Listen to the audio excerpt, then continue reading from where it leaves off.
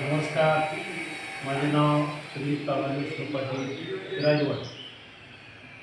आता आपला गाव या संदर्भाविषयी थोडक्यात मी माहिती सांगत आहे. सरासरी माझा जन्म 1968, त्या कालावधीमध्ये असणारी पिराजवाडी आणि आत्ताची असणारी पिराजवाडी गाव यामध्ये बराचसा फरक पडलेला आहे. सुरुवातीचं जर आपण बघितलं तर 1968 कालावधीमध्ये रस्ते नव्हते. जर बाहेर जायचं म्हटलं तर चालत जावं लागत होतं. पिराजवाडी गाव हमालीचं गाव म्हणून होतं. दळणवळणाची व्यवस्था नव्हती. स्मशानशेड जर म्हटलं तर झाडाच्या आडोसा घेऊन आम्हाला तिथं ती स्मशानभूमीच्या याच्यामध्ये प्रेम जाळायला लागत होतं.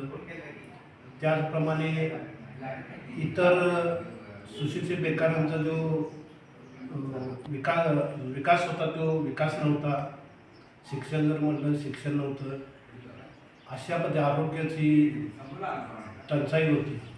विविध प्रकारचे ज्या काही समस्या होत्या आणि यात विशेष म्हणजे पाण्यासाठी पायपेट जवळजवळ 2 ते 3 किलोमीटर करावं लागत होतं. विहीर कुठं कोणाच्या असेल त्याच्यातून पाणी आम्हाला पिण्यासाठी आणावं लागत होतं.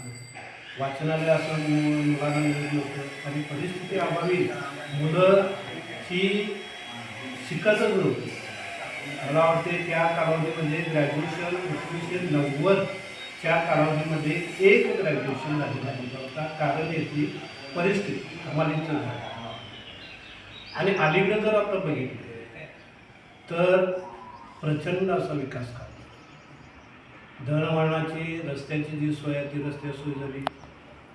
आरोग्य विभाग जर म्हटलं तर आरोग्याच्या माध्यमातून सुविधा झालेल्या आहेत आणि मुलं आता अलीकडे जर बघितलं हा सुशिक्षित झालेले आहेत.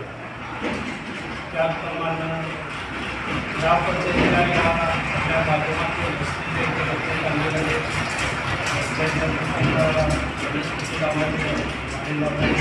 प्रचंड असा ऑक्सिजन मिळालेला आहे.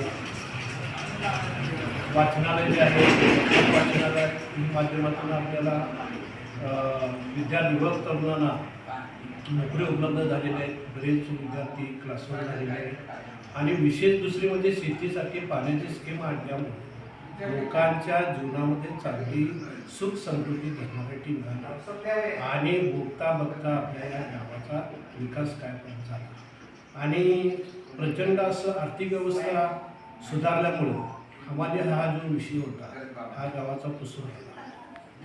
अलीकडं या आर्थिक स्थिती सुधारल्यामुळं बरेच युवक चांगल्या सर्व्हिसला लागले. ग्रामपंचायतच्या माध्यमातून जर विषय म्हणजे चर्चा करायचं म्हटलं तर ग्रामपंचायत आपल्या दारी अशा योजनेतनं त्यांनी घरपाळा असेल, श्रावणबाळ योजना असतील, पेन्शन योजना असतील, त्याचप्रमाणे शैक्षणिक संदर्भाविषयी काही माहिती असेल, विद्यार्थ्यांना वेगवेगळ्या प्रकारचे शिबिर मार्गदर्शन असेल, महिलांसाठी आरोग्य शिबिर मार्गदर्शन असेल, असे चांगले कार्यक्रम या पंचायतच्या माध्यमातून वाढलेले आहेत. आणि यामध्ये आणखीन एक म्हणजे निवारा की ग्रामपंचायतच्या या माध्यमातून असणारे जी काही कार्यकर्ते सरपंच आहेत यांच्या माध्यमातून कार्यकर्त्यांनी कायद्याच्या चाकऱ्यामध्ये राहून घरकुल योजना जी आहे ह्या मंजूर केलेली आहे. सुरुवातीला जी घरं होती ती कौलात होती पण अलीकडं RCC घरं झालेली. आणि एक पिराजवाडीमध्ये अमेरिकेमध्ये असणारं एक सामान्य खेडे अशा प्रकारची म्हणजे एवढी प्रगती फार मोठी होती. आरोग्य सुविधा झाली.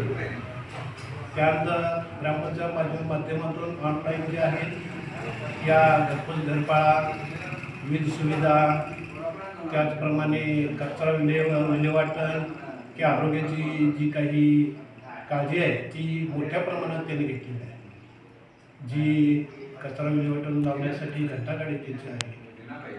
ओला कचरा सुका कचरा सेपरेट करतात, खत निर्मिती करतात आणि स्मशानभूमी ही अतिशय अग्रेसर झाली.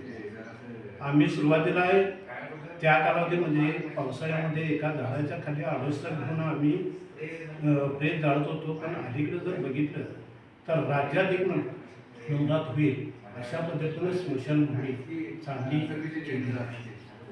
तर इतर पिण्याच्या पाण्याची सोय शेतीच्या माध्यमातून झालेलीच आहे. पिण्याच्या पाण्याची जी सोय आहे ही अतिशय उत्कृष्ट पद्धतीने झालेली आहे.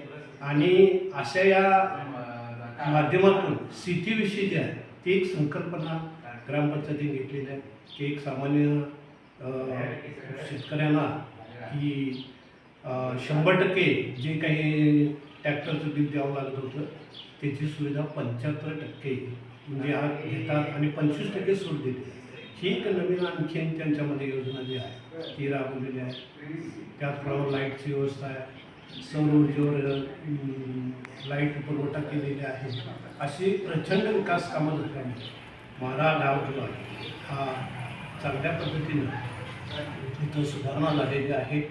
आणि यामध्ये हे विकास काम करण्याचं काम जे आहे ते आमचे महाराष्ट्र राज्याचे वैद्यकीय शिक्षण मंत्री आदरणीय मुसे साहेब आणि त्यांच्या मार्गदर्शनाखाली काम केलेले सचिव सुभाष भोसले यांनी आटोकाट प्रयत्न करून कायद्याच्या चाकोऱ्यात राहून अशी प्रचंड विकास कामं करून सामाजिक आरोग्य जपले. सामाजिक आरोग्य म्हणजे काय की जेणेकरून असणारा शिक्षण, अन्न, वस्त्र, निवारा, सभोवतालची असणारी परिस्थिती ती चांगल्या पद्धतीने केल्यामुळे सामाजिक आरोग्य ते चांगले वाटते. आणि अशाच पद्धतीने चांगल्या देश आणखीन त्यामध्ये जर पडावं यासाठी त्याच प्रयत्न करत आहे.